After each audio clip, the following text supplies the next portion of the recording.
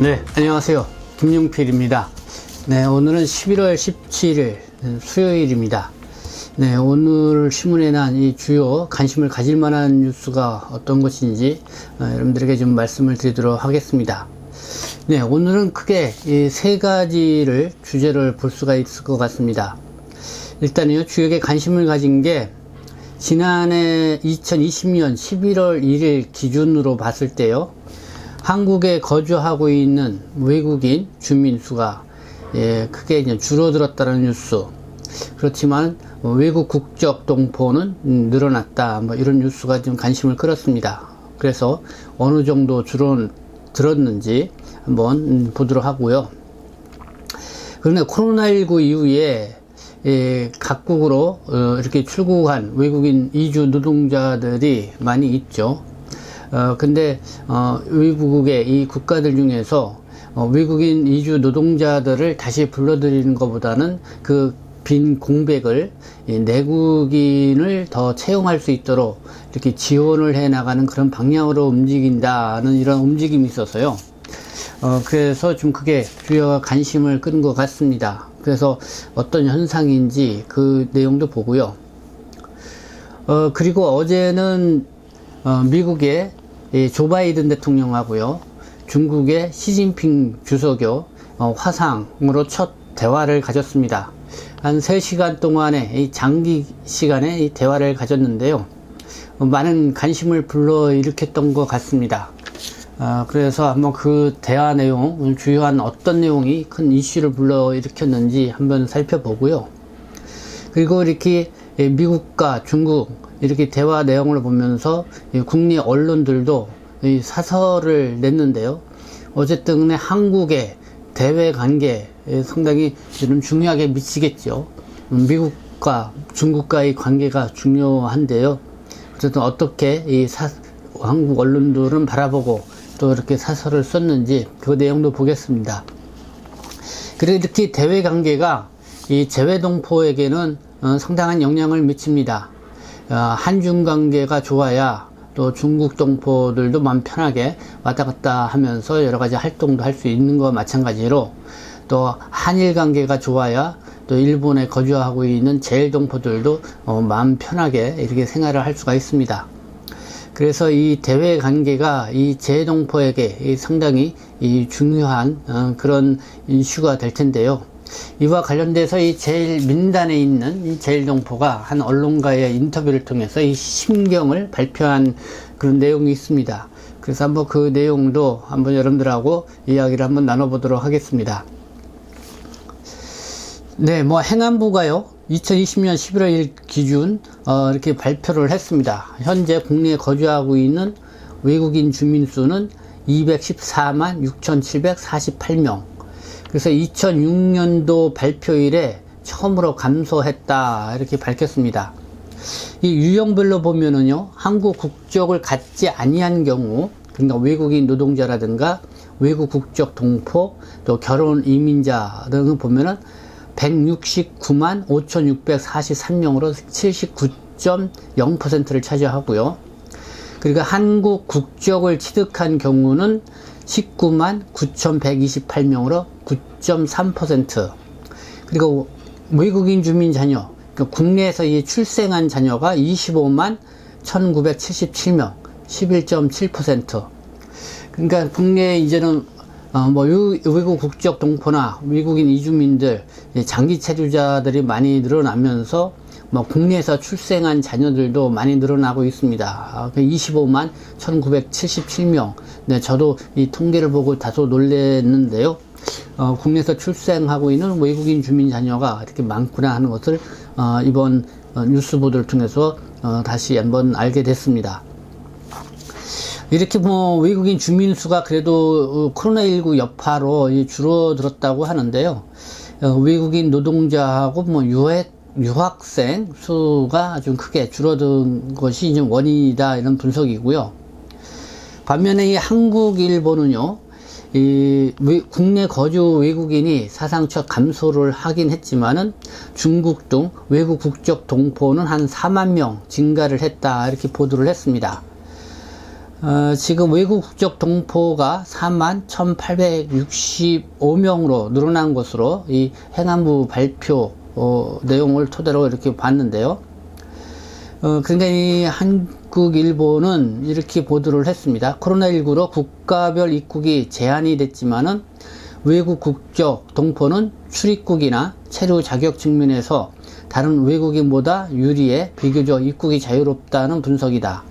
그래서 지난해 국내 거주 외국적 동포는 중국 출신이 78.8%로 대부분을 차지를 했고, 미국이 7.1%, 러시아 5.5%, 우즈베키스탄 2.9% 순이었다. 이렇게 발표를 했습니다. 그리고 이제는 외국인 노동자, 이주 노동자와 관련돼서 국내에서는 계속 이 고용허가제가 잡음을 일으키고 있습니다. 이 고용허가제가 2004년도에 도입이 됐고요. 그리고 2008년도에 이제 본격적으로 이제 시행이 됐다. 이렇게 보시면 되는데요. 거의 10년 넘게 이렇게 시행이 되어 오고 있습니다. 근데 이 고용허가제를 실시하면서 매년 1년에 한 1만 명씩 이렇게 있는 불법 체류자가 늘어난다. 이런 분석도 나오고 있는 상황입니다. 그런 가운데 이제는 외국인 노동자 이 채용 고용 도입에 있어서 과연 이 고용 허가제가 현실성이 있냐라는 이런 논란들이 계속 일고 있는데요. 이 경향신문 보도에 또 이런 게 나와 있습니다. 이주 노동자 없이도 괜찮을까? 세계 각국이 시험에 나섰다라는 제목으로 나온 건데요. 지금 코로나19로 외국인 노동자, 이주 노동자들 다시 본국으로 많이 복귀를 하는 그런 현상이 있었습니다. 그러면서 이제는 그 나라마다 외국 인력이 빠지다 보니까 인력 부족 현상이 일어나고 있죠. 한국도 마찬가지입니다. 근데 세계의 각국이 그걸 다시 외국 인력을 도입을 해서 그 빈 일자리를 채우려고 하는 것보다는 어떻게 해서든지 내국인 인력을 고용을 해서 그 일자리 문제를 해결을 하려고 하는 그런 움직임, 하나의 이제 시험대로 이렇게 움직이고 있다, 이런 보도입니다. 그래서 좀 관심이 가는 뉴스였는데요. 그래서 그 뉴스 내용은 한번 경향신문의 내용을 제가 좀 읽어드리도록 하겠습니다. 이 코로나19로 외국인 노동자의 입국이 제한이 되면서 각국 정부들은 이주 노동자 없이 인력난을 해결할 방법을 모색하고 있다. 이 월스트리트 저널은 14일 미국 언론이죠. 국경 폐쇄로 이주 노동자 유입이 제한되면서 외국인 노동자에 크게 의존해온 국가들은 일자리 공백을 채우려 안간힘을 쓰고 있다고 보도를 했다. 공무수와 또 건설업, 제조업 등 이 저임금, 고강도 노동의 이주 노동자들을 주로 투입해온 이 말레이시아가 대표적이다. 말레이시아는 코로나19 초기에 국경을 봉쇄하는 등 강경한 조치를 취하면서 수많은 이주 노동자들이 본국으로 돌아갔다. 이 말레이시아 상공회의소에 따르면 떠난 이주 노동자들의 빈자리가 채워지지 않아 현재 약 50만 명에 해당하는 노동력이 부족한 상태이다. 이 말레이시아 정부는 인력난을 해소하기 위한 정책으로 지난 1월 말레이시아화 프로그램을 발표했다.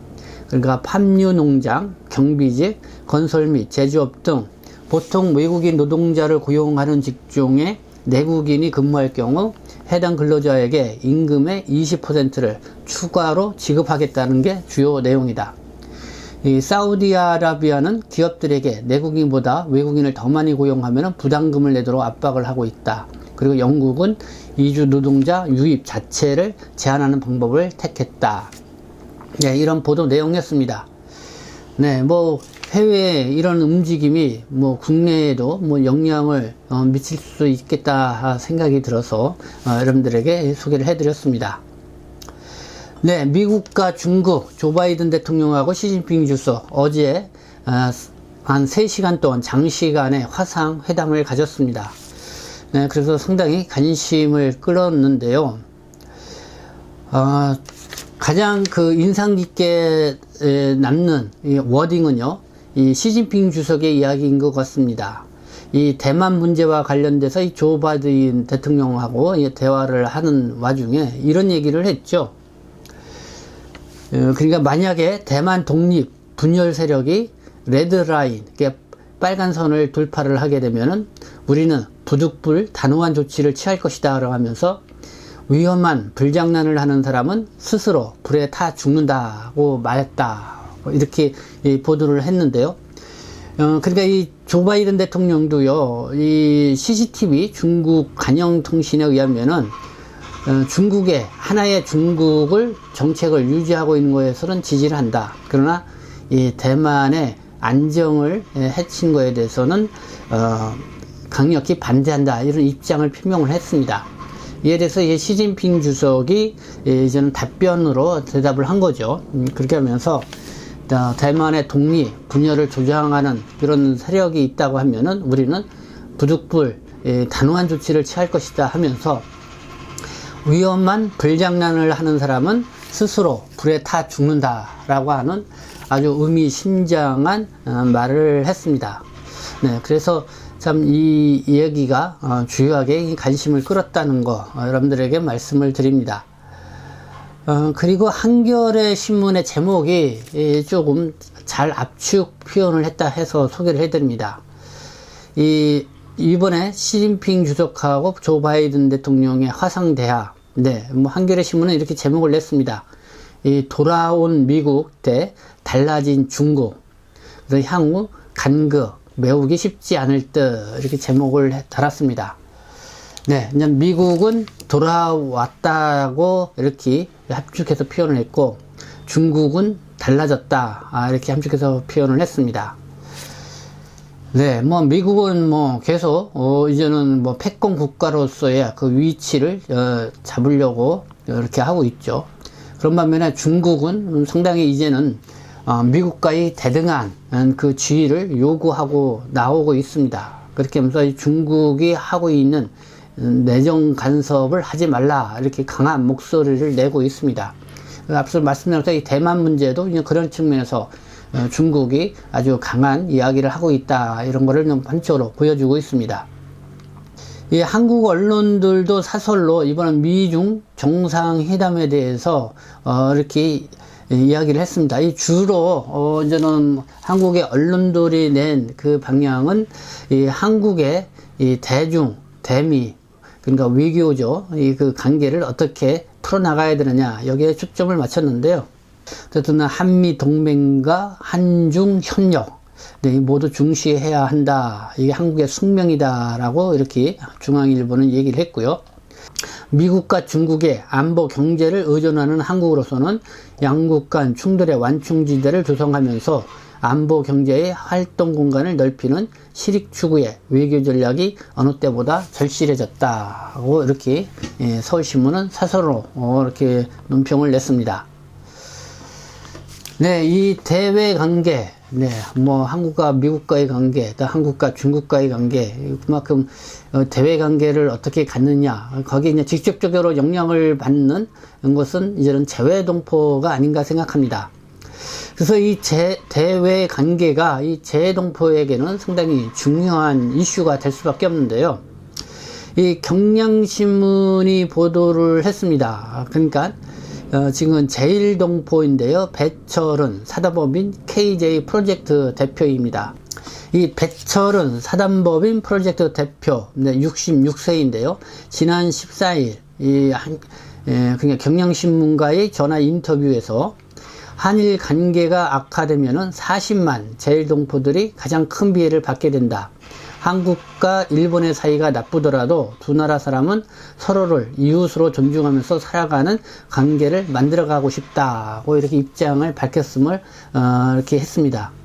그래서 이 배철은 대표, 네, 좀 잠시 소개를 해드리면요, 제1동포 2세입니다. 그리고 일본 구슈 지역의 오이타현에서 태어났고요. 그리고 야마구치현에서 자랐고 이 도쿄에서 대학을 다녔습니다. 그리고 대학을 졸업한 후에 제1본 대한민국 민단에서요 선전국장 그리고 민단신문 편집장 등으로 활동을 했습니다. 그리고 이 33년 동안 이 제1동포의 권익을 찾고 한일 관계를 개선하는 데 매진을 해왔다고 합니다. 그리고 2019년 3월에 이제는 정년퇴직을 했고요. 이 정년퇴직을 한 후에도 보니까요, 여전히 한일 관계 상당히 캄캄한 이런 모습을 보여줬다. 뭐 그러면서 정말 이 한일 관계가 이 최악의 수준으로 일컬어지고 있는 이런 곳인데 개선의 기미가 보이지 않는다. 그런 가운데서 가장 이 어려움을 겪고 있는 사람들이 바로 제1동포들이다고 하면서 이 한숨이 커져만 간다. 뭐 이런 배철은 대표의 이런 상황을 이렇게 경향신문이 보도를 했습니다. 이 무엇보다 이 제1동포들에게 가장 큰 고통스러운 것이 가짜 뉴스라는 것입니다. 이 가짜 정보가 이 한국과 일본 간 이 두 나라의 관계를 망치고 있다는 것입니다. 그래서 뭐 일본에서는 과거에 간도 대지진이 일어났었죠. 그때도 이 조선인 대학살이 만행되었었는데요. 당시도 사실 이게 가짜 뉴스가 이 주요하게 영향을 미쳤던 그런 기억이 있습니다. 어쨌든 이 국제관계가 중요해지는 이런 시기에 이 한국이 이 대외 관계를 잘 가져서 이 재동포 사회가 안정적으로 그리고 좀 더 편안하게 이렇게 생활할 수 있는 그런 시대가 이루어졌으면 좋겠다라는 생각을 가져봅니다. 네, 오늘 11월 17일 뭐 굵직한 뭐 이런 일도 있었고요. 그리고 여러 가지 관심을 가질 만한 그런 내용들이 있어서 여러분들에게 전해드렸습니다. 네, 지금까지 시청해 주셔서 감사합니다. 저는 동포세계신문대표 편집장 김용필이었습니다.